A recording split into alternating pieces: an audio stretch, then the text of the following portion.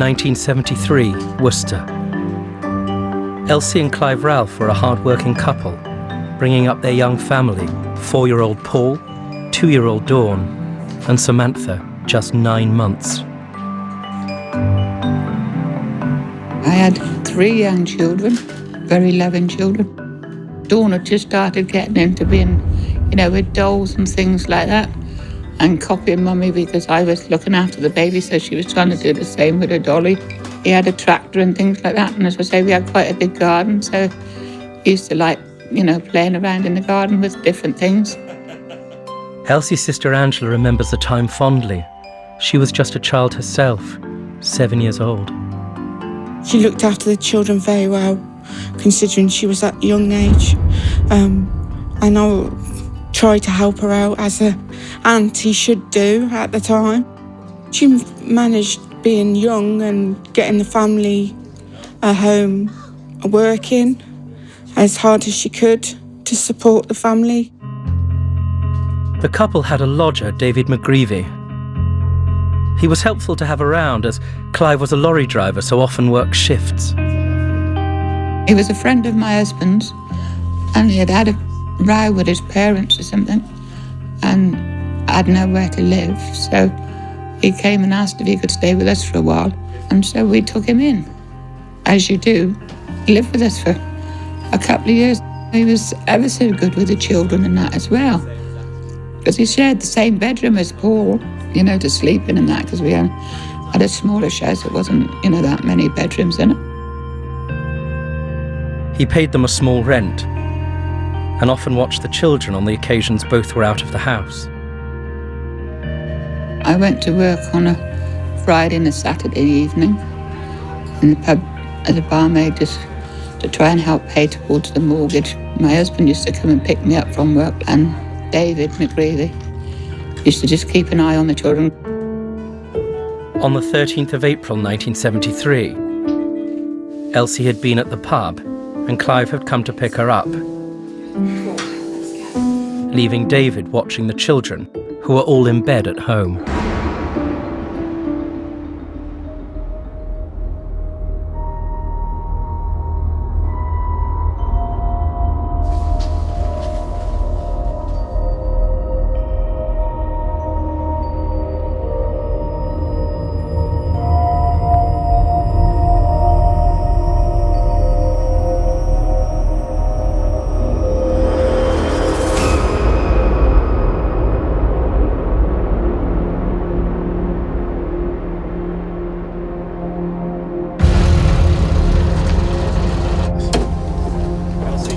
We got back home and there was a policeman stood on the front doorstep, and he just said that they needed to speak to us at the police station.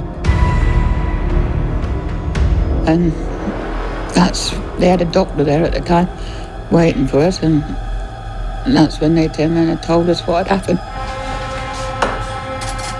David had murdered Paul, Dawn and Samantha. The bodies of the children were found outside the back of the house, on the railings. Well, I just more or less blacked out. I went hysterics, as you would. And as I say, I just couldn't get it in my head, and I just couldn't cope with it. It just got too much.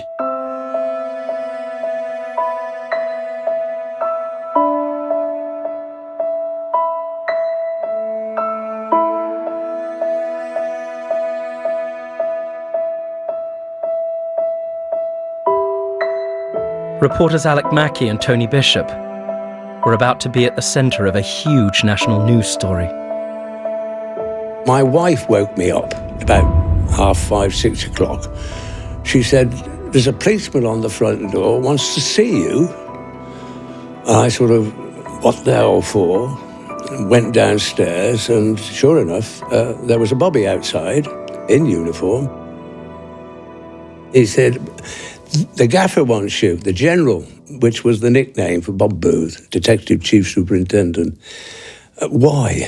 He said, "Well, come on down. They want you for a press conference down at the NIC, the police station." He said that it'll be a case that no policeman will ever want to be involved in. He said it's been a terrible shock, and he explained then that the 3 children had been massacred, butchered by a chap who he thought was the lodger. Bob told us all about it and what had happened. He said, you come on up to Gilham Street, just go along there, the side of the house, and you can see what it's all about. And walked along, and there was the tarpaulin covering the bodies of these children. I remember it so well. I mean, it was... I'd left my 3 kids at home. Although the bodies were covered, we knew exactly what they were covered, what the tarpaulin was covering. The police were obviously anxious to get a bit of help, and it was forthcoming. And we adopted a trust between them and the local reporters, senior reporters. They would know that they could trust us, and we would know that if we broke that trust, they would never tell us anything again. So that's how we operated. McGreevy had been arrested just hours after the murders had taken place. He was found walking down Lansdowne Road about 3 in the morning by one of the local police officers, and he was taken into custody.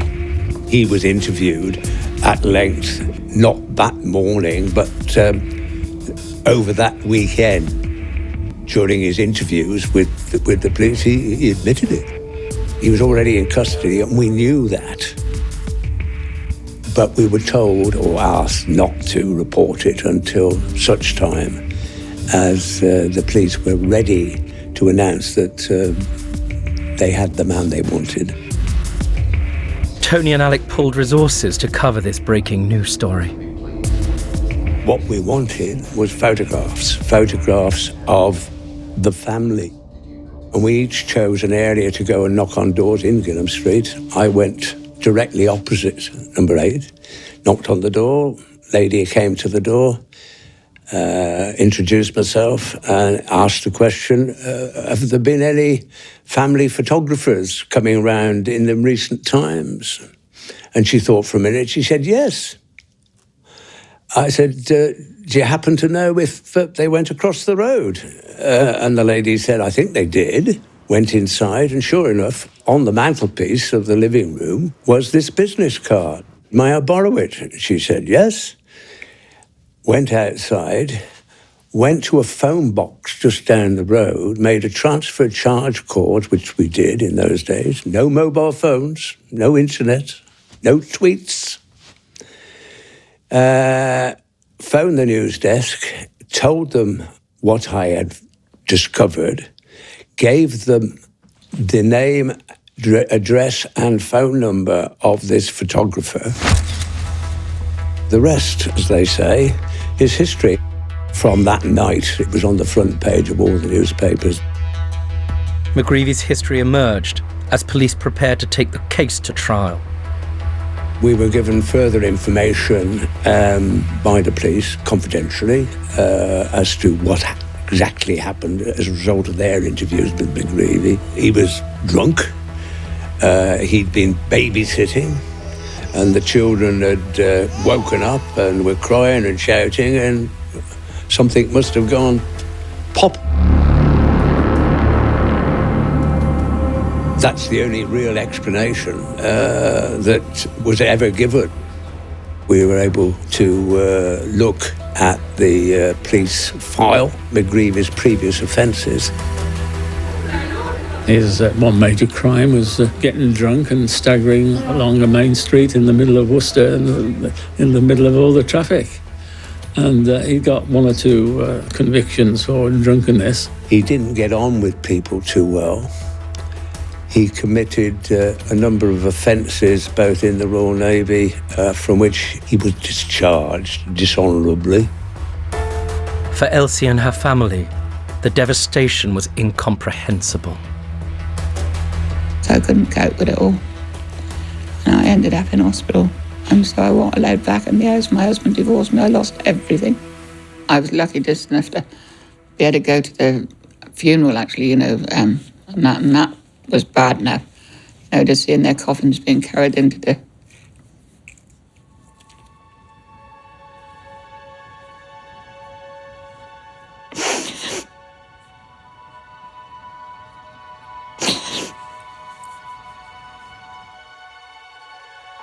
It's bad enough, I should imagine, losing a child through natural causes and things without having to go through, anything like this at all. Where he killed them,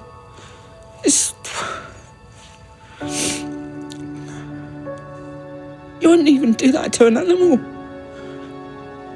They're innocent, they didn't fight back, they couldn't. Not a full-grown man on little children, babies. David McGreevy went to trial at Worcestershire Assizes in the summer of 1973, 3 months after the murders had taken place. Every court appearance, there were crowds of people waiting around the court. At the court itself, the public gallery was full of women who were of that certain age, and they made their feelings quite clear.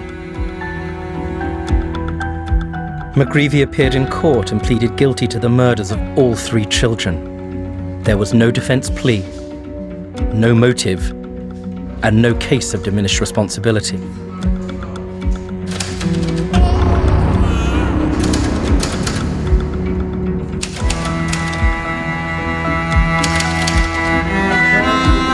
He was sentenced to multiple life terms with a minimum of 20 years. I still can't get it into my head properly. Why? And to say it's answers that I'm never going to get. I don't know. All we were told at the time was that he'd been put inside for life. Life meant life, although he was sentenced to 20 plus years initially. It was the judge's closing remarks, really, that sort of doomed him to stay there forever, because the judge said he could be at risk of doing it again. And that would obviously influence any appeal judge. As McGreevy began his life sentence, Elsie had started her own. She lost her entire life, really. We would love to have her children around. We love to see her grandchildren. But she's got none of that. There's not a day go by or something. You watch with the other children and things like that. You think, things that mine would have been doing or might have done on things like that. And so it don't go away at all. Never. That's the only photo I've got. Because where I wasn't allowed to go back into the house to get anything, I stood in front of me all the time.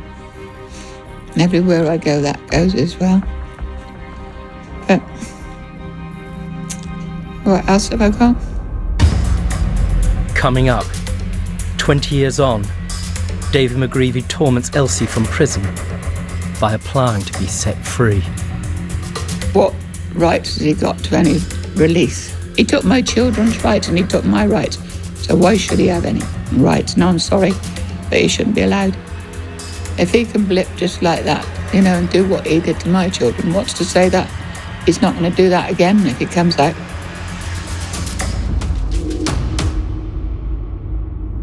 In 1973, David McGreevy was a lodger living with Elsie and Clive Ralph and their 3 young children. On Friday the 13th of April, whilst he was meant to be looking after Dawn, Paul, and baby Samantha, he brutally murdered them.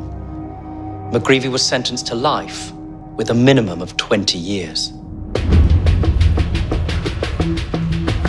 After serving his minimum term, McGreevy applied for parole on a number of occasions. For the children's mother, Elsie, it only added to her torment. Well, every time it comes up and that they're going to put him up for parole, I have to write a statement every time of the reason why I don't want him released. Despite numerous attempts to be released, McGreevy's applications were turned down by the parole board. But in January 2006, he was pictured in Liverpool on day release. He'd been allowed out of open prison, causing Elsie and her family to believe that preparations were being made for him to be released for good. To keep fighting all this time. And they keep on about putting him up for release and that. And I think, well, you know, what rights has he got to any release? He took my children's rights and he took my rights. So why should he have any rights? No, I'm sorry, but he shouldn't be allowed. We try and do everything to try and keep him inside so it wouldn't happen to anyone else. We all expected him to hopefully die in prison. Each year it comes up. Each year we've fought to keep him in. Despite the family's wishes, in December 2018, the parole board confirmed that they had cleared David McGreevy for release on parole.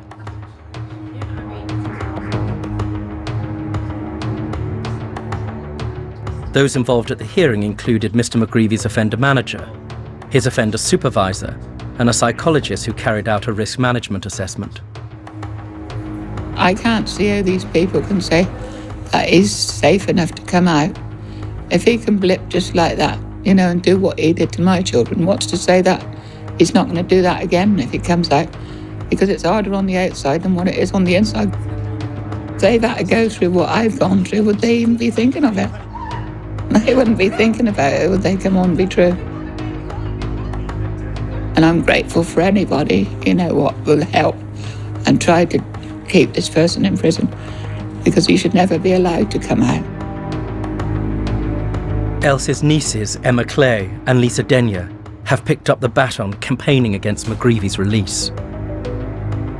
So I didn't actually find out what had actually full happened until I was probably about 16, 17, moved out of home. I'd seen over the years, you know, my mum upset, my auntie Elsie upset. She wouldn't come to parties, which was quite sad. You know, because they're big family affairs, especially in a family as big as mine.